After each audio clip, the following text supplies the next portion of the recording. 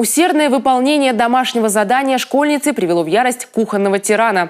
В Сыктывдинском районе закончено расследование уголовного дела по факту истязания 10-летней девочки.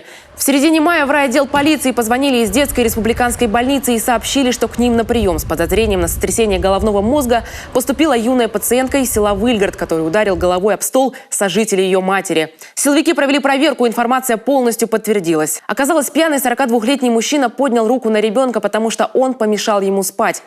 Девочка с мамой сидели в этой же комнате, в другом конце, делали домашнее задание. Девочка читала вслух учебник, учила уроки, что не понравилось сожителю, и он решил ее успокоить, воспитать. Подойдя к девочке, он схватил ее за волосы и ударил головой об стол, после чего упала со стула на пол, ударилась головой еще об стол. Мама вступилась за девочку. Маме тоже досталось несколько ударов по спине, ногами.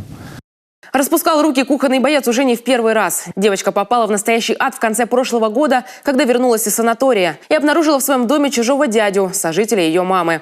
Мужчина стал буквально затравливать падчерицу. Бил ее по лицу, когда она мешала ему смотреть телевизор, грубо толкал, скидывал на пол с дивана. Девочка стала панически его бояться, когда он однажды стал целиться в нее из пневматического пистолета, не разрешая сойти с места, а затем выстрелил ей в ноги. Лишь по случайности металлический шарик попал в пол.